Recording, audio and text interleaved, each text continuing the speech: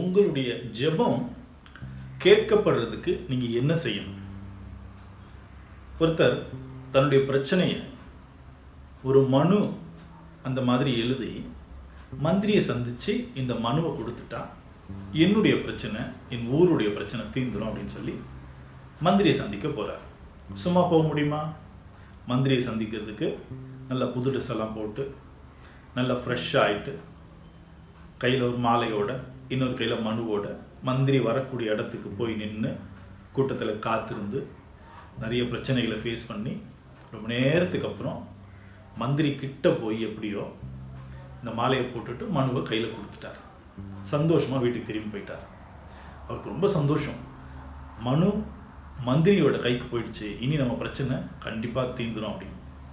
இப்போ அந்த ப்ராப்ளம் தீருமா தீராதா அப்படிங்கிறது உங்களுக்கு நல்லா தெரியும். அது நம்மளுடைய ஃபோக்கஸ் அல்ல. ஆனால் இதே மாதிரி உங்களுடைய பிரச்சனை என்ன அப்படிங்கிறத நீங்கள் தெளிவாக புரிஞ்சுக்கிட்டு இதில் எந்த அளவுக்கு உங்களால் இந்த பிரச்சனையை சார்ட் அவுட் பண்ண முடியும், எந்த அளவுக்கு இது தேவன்கிட்ட போனால் தான் சார்ட் அவுட் பண்ண முடியும் அப்படிங்கிறத நீங்கள் புரிஞ்சுக்கணும். அதுக்கப்புறம் இது உண்மையிலேயே உங்களுக்கு தேவைதானா?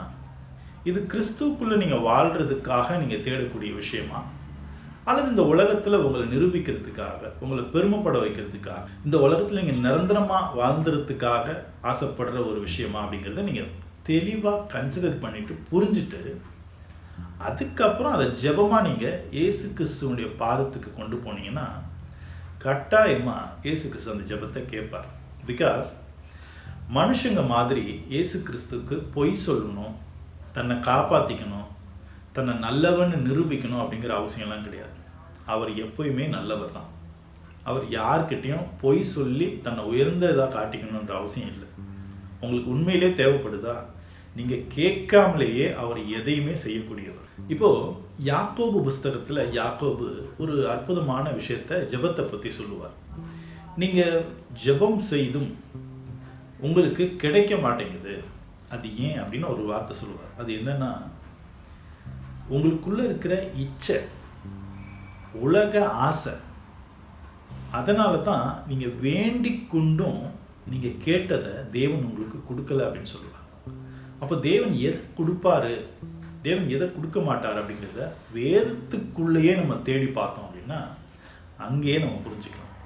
நாம் கேட்கக்கூடிய விஷயம் தேவனுக்குள்ள இன்னும் நம்மளை 2 ஸ்டெப்பு முன்னாடி கொண்டு போக போதா, தேவனுக்காக பாடுபட்டு அந்த பாடுகள் நடுவில் நாம் தேவனுக்கு உண்மையாக இருக்கிற மாதிரி ஒரு வாழ்க்கை முறை அமைதான் கட்டாயம் உங்கள் ஜெபம் கேட்கப்படும்.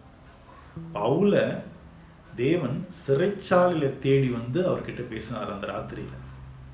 நீ ரோமாபுரியில் போய் நின்று என்னை பற்றி சாட்சி சொல்ல போகிற அப்படின்னு. அந்த நேரத்தில் பவுல் திருப்பி ஒரு விஷயத்தை கேட்டுக்கலாமே, தேவனே எனக்கு ஒரு வீடு கூட இல்லை, சொந்தமாக நிலம் கூட இல்லை, ஏதாவது கொடுங்களேன்னு கேட்டுக்கலாமே. அப்படிலாம் கேட்க மாட்டான். உண்மையிலேயே ஆவியில் நடத்தப்படுற சகோதர சகோதரிகள் இந்த உலகத்துக்குண்டான விஷயத்தை குறித்து கவலைப்படவும் மாட்டாங்க, அதை தேவன்கிட்ட கொண்டு போய் வைக்கவும் மாட்டாங்க. ஏன்னா அவங்களுக்கு தெரியும், அவங்களுக்கு இருக்கிற கொஞ்சம் நஞ்ச நாட்கள் கூட எவ்வளவு வேல்யூவானது, அதில் எப்பேற்பட்ட விஷயங்களை தேடணும், எதை தேவனுடைய சமூகத்துக்கு கொண்டு போய் ப்ரேயராக வைக்கணும் அப்படின்னு நல்லா தெரியும். இதெல்லாம் தெரியாதனால தான் நாம் எதையோ என்ன பண்ணிகிட்ருக்கோன்னு கேட்டிங்கன்னா கேட்டுட்ருக்கிறோம், தேடிட்டு ஓடிட்டுருக்கிறோம், நம்முடைய பொன்னான நேரங்களை வீணான விஷயங்களில் போய் செலவு பண்ணிகிட்ருக்கிறோம். ஆகவே கிறிஸ்துக்குள்ளே வந்த நீங்கள் உங்களுடைய டைம், உங்களுடைய நோக்கம் இதெல்லாம் சரியாக புரிஞ்சுக்கிட்டீங்க அப்படின்னா நீங்கள் ஒரு சிறந்த ஓட்டத்தை கிறிஸ்துவுக்குள்ளே ஓடி முடிக்க முடியும்.